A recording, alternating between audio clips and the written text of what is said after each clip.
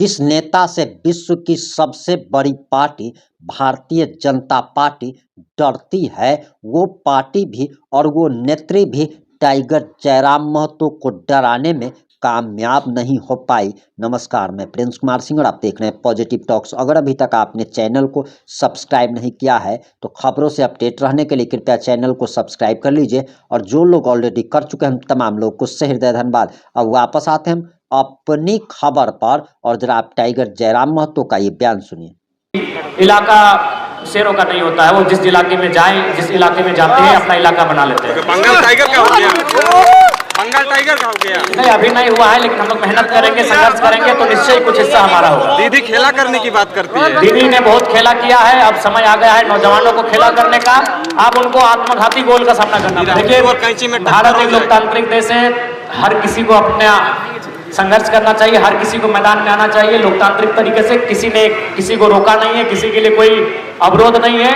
राजनीतिक गलियारों में राजनीतिक तरीके से एक दूसरे से हम लोग सामना करेंगे, उसके लिए कार्यक्रम था। ये एक मिलन समारोह के रूप में इस कार्यक्रम का आयोजन किया गया था, और उद्देश्य इसका स्पष्ट और साफ है कि झारखंड में एक नई राजनीतिक हलचल को हम लोगों ने तैयार किया है। एक नई राजनीतिक पृष्ठभूमि ने अंगड़ाई ली है, और हम लोग चाहते हैं झारखंड का जो बृहद झारखंड का हिस्सा था, जिसे बंगाल में हम लोग जंगल महल के नाम से जानते हैं, उस हिस्से में भी हम लोग उसी तर्ज पर, जिस तर्ज में हम लोगों ने झारखंड में एक नई राजनीतिक चेतना का आगाज किया है। क्योंकि कोई भी नई चेतना का शुरुआत धीरे धीरे ही होता है। हम लोग आहिस्ते आहिस्ते इस क्षेत्र में कार्यक्रमों के माध्यम से, संवादों के माध्यम से, आंदोलनों के माध्यम से, संघर्षों के माध्यम से अपनी पृष्ठभूमि को तैयार करेंगे। बंगाल से कहाँ अब लोग प्रदर्शित देंगे? देखिए, इसका तय बंगाल की टीम करेगी।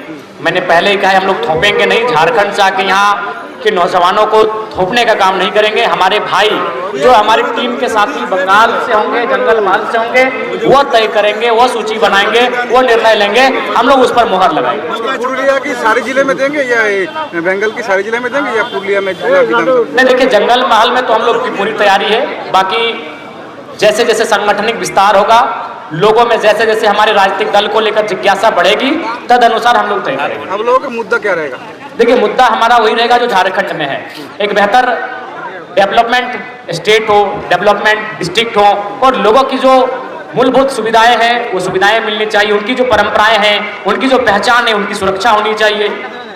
जैसे रोटी कपड़ा मकान, ये तीनों लेके क्या? जी, ये तो हमारे मूलभूत दैनिक सुविधाएं हैं, दैनिक जरूरत की चीजें हैं। उसके अलावा जो हमारी गौरवशाली विरासत है, हमारी पहचान है, हमारी भाषा है, हमारी संस्कृति है, हमारे जमीन है, हमारे खेत खलिहान है, हमारी लोक कला है, हमारी लोक परंपराएं हैं, उनका संवर्धन, उनका प्रोत्साहन, ये भी हमारे मुद्दे रहेंगे। आप बोले थे कि में माया जो है ना बंगाल में है लकीर भंडार, यही से वोट मिल रहा है। देखिए, हमें लगता है कि चाहे कि कोई भी राज्य रहे, नीतीश जी भी वहाँ पर 10,000 बांट के चले गए। आपने मैया सम्मान योजना की चर्चा की, बंगाल में लकीर भंडार की चर्चा की। मेरा मानना है कि शिक्षा और स्वास्थ्य निःशुल्क होना चाहिए, बाकी मेहनत के आधार पर उन्हें मेहनत आना देने की आवश्यकता है। दादा, यहाँ से बेरोजगारी का काफी समस्याएं हैं। जब लोग ये हर एक राज्य और पूरे देश की समस्या है, और इसका निराकरण मैं जो अपने भाषण में मैं चर्चा कर रहा था, इकोनॉमिकल गैप जो बन रहा है, आर्थिक असमानता जो तैयार हो रही है, इकोनॉमिक इनइक्वालिटी जो हमारे यहाँ तैयार हो रही है, उस पर विचार करना होगा। नहीं तो एक नेता से, एक पार्टी से, एक विधायक से, एक सांसद से नहीं, तो पूरे राज्य की, पूरे देश की समस्या है। इसका समाधान सामूहिक रूप से करना होगा। आप बोल रहे थे कि इसका समाधान सिर्फ पॉलिटिकल से होगा।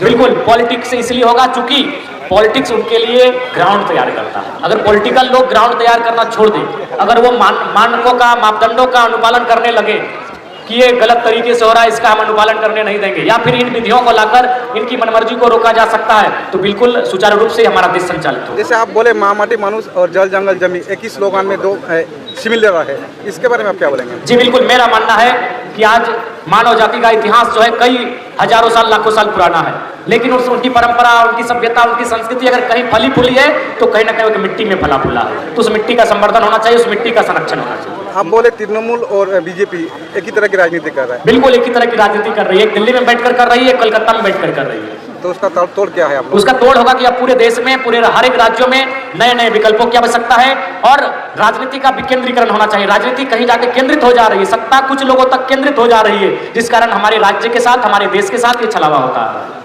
मानभूम क्षेत्र को हमारी पार्टी में युवाओं का हिस्सा बहुत ज्यादा रहेगा, क्योंकि हम लोग का मानना है ऊर्जा राजनीतिक ऊर्जा का कार्य है। शिथिल पड़ने वालों से राजनीति नहीं होगी। इसलिए ऊर्जावान नौजवानों को आगे आना होगा, उनको लगातार हम लोग मौका दे रहे हैं और ऊर्जा के साथ राजनीति को एक नई दिशा देने का काम करेंगे। आप बोले बंगाल झारखंड का हिस्सा, नहीं, बंगाल मैंने नहीं कहा, मैंने कहा जंगल महल। हाँ, आज भी भावनाओं के रूप से आप जाके देखिए, सांस्कृतिक रूप से देखिए, परंपराओं से देखिए, ऐतिहासिक रूप से देखिए, भौगोलिक रूप से देखिए, केवल संवैधानिक रूप से, कानूनी दांव पेचों से हम लोग अलग हुए हैं, विचारों से, व्यवहारों से, लोक कला, लोक संस्कृति, लोक नृत्य, लोक गीतों से आज भी हम एक दूसरे से जुड़े हुए हैं। देखिए, पुरुलिया की जगह अगर हम बात करें तो कहीं ना कहीं पुरुलिया में आज बहुत कुछ करने की आवश्यकता है। मैंने तो कहा कि कलकत्ता और पुरुलिया का तुलनात्मक अध्ययन नहीं हो सकता है। वहाँ एक विशेष एरिया में लाखों लोग रह जाते हैं। हमारा एक भौगोलिक पुरुलिया में भी आके जो है झारखंड जैसे उन गलत नीतियों का विरोध कर रहे हैं।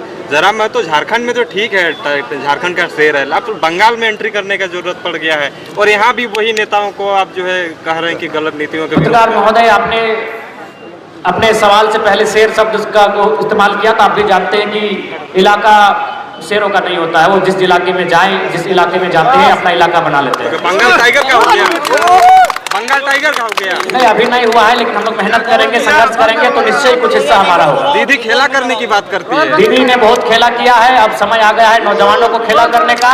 अब उनको आत्मघाती गोल का सामना करना पड़ेगा। जरा मैं तो तैयार है, जेल के तैयार है। तैयारी के लिए हम लोग यहाँ पर कदम रखे हैं। निश्चय हमारे पास अभी समय है, पर्याप्त समय है और हम लोग अपनी तैयारी को पुख्ता और सुनिश्चित कर लेंगे। आप बोल रहे 34 साल का जो तोड़ और ये 15 साल का तोड़, इसका मतलब क्या है? देखिए, मैंने यही कहा, मैंने तो आपके माध्यम से, मीडिया के माध्यम से, लोकतंत्र के चौथे स्तंभ के माध्यम से बंगाल की सरकार को ये चेताया है कि जो लोग 34 सालों तक शासन में थे, जो लोग सपने में भी नहीं सोच सकते थे कि बंगाल से रेड फ्लैग आउट होगा, अगर वो आउट हो सकते हैं और आज शून्य पे आ सकते हैं तो फिर तृणमूल कांग्रेस क्या है। इसलिए यहाँ के लोगों के हितार्थ की रक्षा करनी चाहिए, उनका संवर्धन करना चाहिए, उनका प्रोत्साहन करना चाहिए, ना कि पूंजीपतियों को सहयोग और संरक्षण देना चाहिए, ना कि परिवारवाद को सहयोग और संरक्षण देना चाहिए। से मंच हुआ था बीजेपी का वोट करने के लिए आप लोग देखिए, कोई भी नया राजनीतिक दल जब आता है तो लोगों को ऐसा ही लगता है कि हम लोग वोट काटने के लिए आते हैं, लेकिन एक बात बताइए, वोट काटा नहीं, उसे वोट लाना कहते हैं। हम लोग भी वोट लाएंगे और अच्छा लाएंगे और बेहतर स्थिति में लोग के लाएंगे। बीजेपी जैसे बड़े पार्टी भी जो है यहाँ पे दीदी का खेला को नहीं समझ पा रही है। अब कांची जो है खेला समझ, देखिए, बड़े लोग नहीं समझ पाएंगे, छोटे लोग ही इस प्रकार खेला को समझेंगे। क्या यह मान ले आप लोगों का पार्टी का आज से ही शुरुआत हुई आपसे? जी बिल्कुल, आप इस बात को मान सकते हैं। आपका विपक्षी जो है एक अंतिम सवाल रहेगा, आजसू वाले भी यहाँ पे तैयारी कर रहे हैं, फिर देखिए, और कैंची में भारत एक लोकतांत्रिक देश है, हर किसी को अपना संघर्ष करना चाहिए, हर किसी को मैदान में आना चाहिए लोकतांत्रिक तरीके से। किसी ने किसी को रोका नहीं है, किसी के लिए कोई अवरोध नहीं है। राजनीतिक गलियारों में राजनीतिक तरीके से एक दूसरे से हम लोग सामना करेंगे, उसके लिए तैयार है। थैंक यू, बहुत बहुत धन्यवाद विधायक जी।